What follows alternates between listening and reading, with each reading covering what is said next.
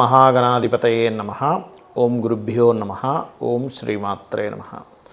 పరమేశ్వర స్వరూపమైనటువంటి జ్యోతిష, వాస్తు మరియు ఇతర అనేకమైనటువంటి శాస్త్రములను మనకు అందించినటువంటి మహర్షులకి నమస్కారం.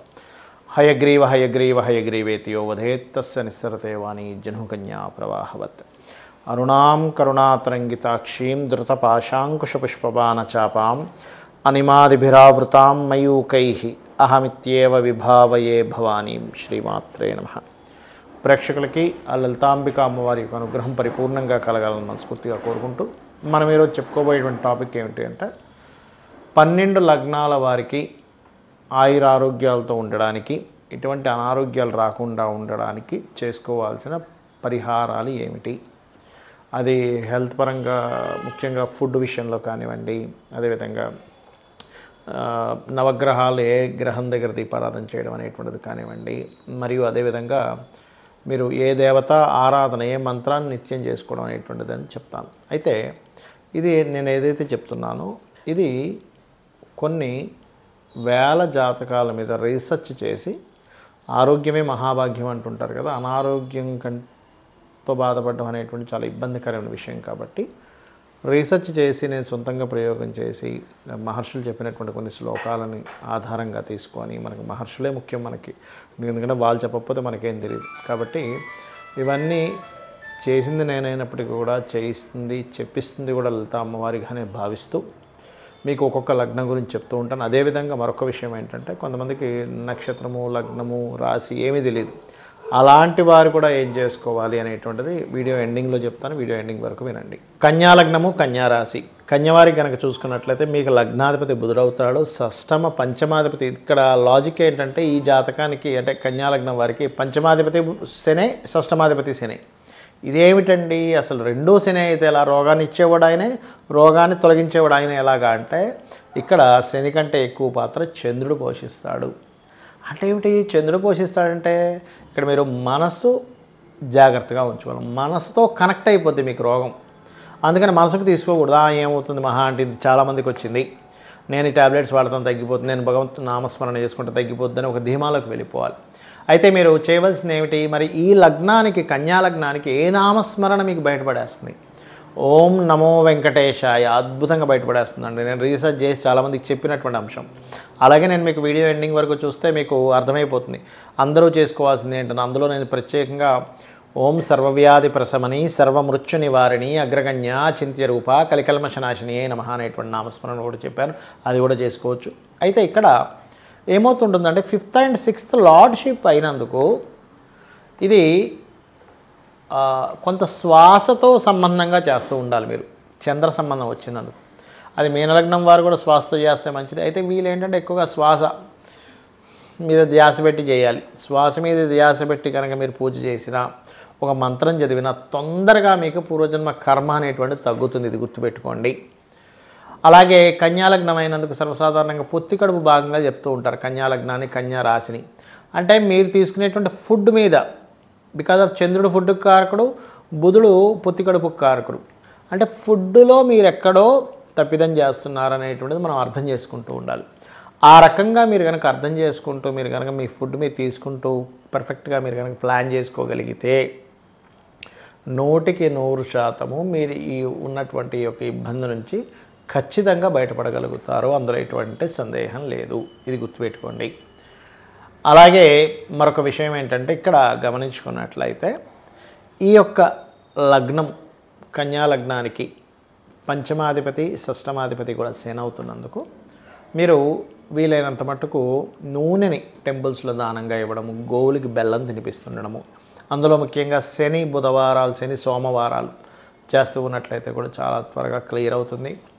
మరియు శనికి సంబంధించిన, చంద్రుడికి సంబంధించిన అయినందుకు కొంచెం బ్రీతింగ్ రిలేటెడ్ ఇష్యూస్ ఏమాత్రం చిన్న పెసలు వచ్చినా వెంటనే చూపించుకుంటూ ఉండండి. అయితే ఎప్పుడు కూడా ఒక లగ్నం వారికి మాత్రమే ఈ రోగాలు వస్తాయి, ఇంకో లగ్నం వాళ్ళకి రావని ఉండదు. 12 లగ్నాలకి హార్ట్ ప్రాబ్లం ఉంటే అందరి వస్తుంది, లంగ్ ప్రాబ్లం ఏదున్నా 12 లగ్నాలకు వస్తుంది రీసెర్చ్లో. అయితే ఏమిటి ఆ పర్టికులర్ పాయింట్, ఆ గ్రహం ఏదైతే ఉందో అది పాడైంది అంటే పర్టికులర్గా గ్యారంటీగా వస్తుంది అనమాట. అది మనం అర్థం చేసుకోవాలి. మీరు ఇది ముఖ్యంగా ఓం నమో వెంకటేశాయ అనేటువంటిది చేయండి, ఖచ్చితంగా మీకు అనారోగ్య సమస్యలు తొలగుతాయి. ఇక్కడ ఏంటంటే ఎప్పుడు కూడా మనం ఇందాక నేను చెప్పినటువంటి దీంట్లో పంచమం ఈజ్ మోస్ట్ ఇంపార్టెంట్. పంచమం ఏంటి? ఇమ్యూనిటీ అని చెప్పాను మీకు. రోగస్థానం, రుణ రోగ శత్రుస్థానాలు 6వ స్థానం. అదేవిధంగా రోగాన్ని తగ్గించేటువంటి స్థానం ఎలా అయితే పంచమ స్థానం అవుతుందో ఇమ్యూనిటీ స్థానం, ఇమ్యూనిటీని తగ్గించే స్థానం 4వ స్థానం. అందుకే చూడండి, ఇంట్లో ఒక దగ్గర అలా ఉండిపోకు. 4000 అనేది కూర్చోవడం అనమాట. అంటే ఏమిటి? ఒక దగ్గర అలా కూర్చుండిపోయి ఉన్నా కానీ మనకి హెల్త్ ఇష్యూస్ వస్తుంటాయి, నడవాలి అంటూ ఉంటారు. ఆ రకంగా మీరు ఒకటే గుర్తుపెట్టుకోండి, మీరు ఎంత వాకింగ్ చేస్తూ ఉంటే ఫిజికల్గా అంత ఆరోగ్యం. Point number 1. రెండవది ఏమిటి అంటే, నక్షత్రము రాశి ఏమీ లేదనుకునేటువంటి వారు ఖచ్చితంగా సూర్య నమస్కారాలు ఎక్కువగా చేయండి, సూర్యుడి యొక్క పోస్టర్స్ ఎక్కువగా చేయండి. మూడవది, ఇక్కడ ఒక్కొక్కసారి ఏమవుతుందంటే మనం ఎంత పంచమాధిపతిని తీసుకున్నా ఈ పంచమాధిపతి వెళ్ళి మరొక గ్రహంతో కలిసి ఉండి వాళ్ళ యొక్క పర్సనల్ చార్ట్ ద్వారా మారిపోతూ ఉంటుంది. ఇందాక నేను చెప్పినట్టుగా ఇప్పుడు మేషానికి సింహం మన రవి అని చెప్పుకున్నాము, వృషభానికి బుధుడు అని చెప్పుకున్నాము, మిథునానికి శుక్రుడు అని చెప్పుకున్నాము. ఇలా ఒక్కొక్క దానికి పంచమాధిపతి చెప్పుకున్నాం. అలాగే షష్టమాధిపతి ఎవరు అని తెలుసుకున్నాం. కానీ ఇక్కడ ఏమవుతుందంటే సమ్ టైమ్స్ ఈ పంచమాధిపతి ఇమ్యూనిటీ ఇవ్వవలసినటువంటి కారకుడే గనక మీకు వక్రించిన నక్షత్రాల్లో, గ్రహ నక్షత్రాల్లో లేదా వక్రించిన ప్లానెట్స్తో కనెక్ట్ అయి ఉన్నప్పుడు ఏమవుతుంది, దాన్ని ఆటో ఇమ్యూనిటీ డిజార్డర్ అంటారు. అంటే వాళ్ళ ఇమ్యూనిటీయే వాళ్ళ మీద దాడి చేస్తుంది. అప్పుడు అర్థం కాదరే ఏంటి ఇట్లాగా. అప్పుడు మనం ఏం చేయాలంటే అది ఏదైతే దాడి చేస్తుందో దానికి కూడా దానం ఇవ్వాల్సి వస్తుంది. ముఖ్యంగా 6వ స్థానాధిపతి ఎవరైతే అయ్యారో మీ లగ్నం నుంచి వాళ్ళకి దానం ఇవ్వడము, 5వ స్థానానికి సంబంధించిన మంత్ర సాధన చేసుకోవడం చేయండి. ఇందులో సమ్ టైమ్స్ పాపగ్రహ మధ్యన ఉంటుంది. ఒక్కొక్కసారి ఏమవుతుంటుందంటే అగ్నితత్వ రాశుల్లో ఉంటాయి కాంబినేషన్స్ అన్నీ. అలాంటప్పుడు హోమాలు చేయడం ద్వారా తగ్గుతుంది. భూతత్వ రాశుల్లో ఉన్నప్పుడు ముఖ్యంగా మీకు దానం ఇవ్వడం ద్వారా తగ్గుతుంది. వాయుతత్వ రాశుల వల్ల పర్టికులర్గా మీరు స్తోత్ర పఠనం ఏదైనా చాంటింగ్ చేయడం ద్వారా తగ్గుతుంది. జలతత్వ రాశులు తర్పణాలు, అభిషేకాలు చేయడం ద్వారా తగ్గుతుంది. మనకి అగ్ని, భూ, వాయు, జల, మేషము, సింహము, ధనస్సు అగ్నితత్వ రాశులు, వృషభము, కన్య, మకర రాశులు భూతత్వ రాశులు, మిథునము, తుల, అదేవిధంగా కుంభము వాయుతత్వ రాశులు, కర్కాటకము మరియు అదేవిధంగా మనకి జలరాశులైనటువంటి వృశ్చికము, మీనము అనేటువంటివి ఏవైతే ఉన్నాయో ఇవి జలరాశులు అవుతాయి. అంటే అగ్ని, భూ, వాయు, జల మేషం నుంచి వరుసగా తీసుకుంటే అగ్ని, భూ, వాయు, జల వరుసగా అవుతూ ఉంటాయి. అంటే మేషము, వృషభం, మిథునం, కర్కాటకం, అగ్ని, భూ, వాయు, జల. మళ్ళీ సింహం, కన్య, తుల, వృశ్చికం, అగ్ని, భూ, వాయు, జల. ధనస్సు, మకరం, కుంభం, మీనం, అగ్ని, భూ, వాయు, జల ఇలా తీసుకోవాలి. అయితే ఇక్కడ కొన్నిసార్లు మీకు దాన సంబంధించినవి అవనప్పుడు దానము వీటన్నిటితో కూడా ఇంకా సరిపోదు. ఎందుకంటే పూర్వజన్మ కర్మ వల్ల మనకి ఇది వస్తూ ఉంటుంది అనారోగ్యం అనేటువంటిది. అంటే పూర్వజన్మ కృతం పాపం వ్యాధి రూపేణ పీడితం. నేను చాలామందిని చూసా, చాలా ఎన్నో సంవత్సరాల నుంచి ఎక్సర్సైజులు కూడా చేస్తున్నామండి, కానీ నాకు ఎందుకు అనారోగ్యం వచ్చిందంటారు. ఎక్సర్సైజ్ చేయడం వల్ల మీకు రావాల్సిన పెద్ద అనారోగ్యం కూడా తగ్గుతుందో ఎటువంటి డౌట్ లేదు. కాకపోతే బాడీ ఫిట్నెస్ ఉంటుంది కానీ రోగం రాకూడదని రూల్ ఉండదు. ఎందుకు అంటే రోగం అనేటువంటిది మీ జన్మజాతకంలో ఉన్నటువంటి 6th lord 4th lord active అయ్యారా, 5th లార్డ్ డియాక్టివ్ అయిపోయాడా అనే దాని మీద ఆధారపడి ఉంటుంది. కాబట్టి ఒకటే గుర్తుపెట్టుకోండి, కొన్ని రోగాలకి లైఫ్ లాంగ్ చేసుకోవాల్సి వస్తుంది. కొన్ని మంత్రాలు కొన్నిటికి ఆ పర్టికులర్ పీరియడ్ వరకు చేసుకోవాల్సి వస్తుంది. అదేంటో తెలుసుకోవాలి. అదేవిధంగా అస్సలు రోగం రాకుండా మనకు ఉండాలి అంటే ముఖ్యంగా మీరు అర్థం చేసుకోవాల్సింది సూర్య నమస్కారాలు చేసుకుంటూ మనం తీసుకునే ఫుడ్ ద్వారా రోగం అనేటువంటిది వస్తుంది. గుర్తుపెట్టుకోండి, మనం ఎటువంటి ఫుడ్ తీసుకుంటున్నాము, అందులో మనకు కావాల్సినవి ఉన్నాయా లేవా, మనకు కావాల్సినవి మన బాడీని పాడు చేసే హాని చేసేవి తింటున్నామా. మరి అందరికీ అన్నీ తెలియదు కదా. అలాంటప్పుడు శాస్త్రంలో చెప్పింది ఏమిటంటే బాగా నవిలి మీరు తినేటప్పుడు క్రీమ్, అచ్యుత, అనంత, గోవింద అనే నామాన్ని అనుకుంటూ తినండి. ఒక 30 సార్లు కనీసం నవలాలి, 32 సార్లు నవలాలని చెప్తుంది ఆయుర్వేదం అయితే.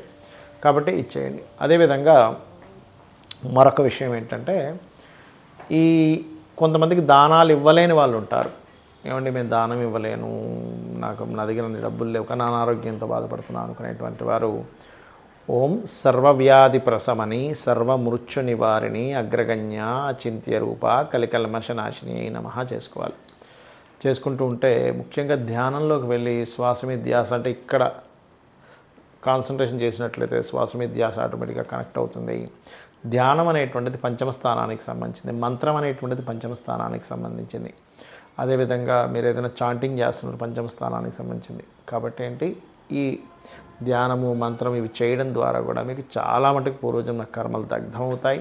అందులో ముఖ్యంగా లలితా సహస్రనామాలు, సూర్య నమస్కారాలు, మీకు దగ్గరలో ఆలయం ఏదైనా ఉన్నట్లయితే ఆ యొక్క ఆలయాలకు వెళ్ళి అక్కడ మీరు ఏదైనా సరే మీకు తోచినటువంటి పరిహారం చేయడము, అంటే అక్కడ మీరు సేవ చేయడం ముఖ్యంగా చేసినట్లయితే ఖచ్చితంగా మీకు ఉన్నటువంటి అనారోగ్యాలు తగ్గాలని, అమ్మవారు మీకు తగ్గించాలని మనస్ఫూర్తి కోరుకుంటూ శ్రీమాత్రే నమః.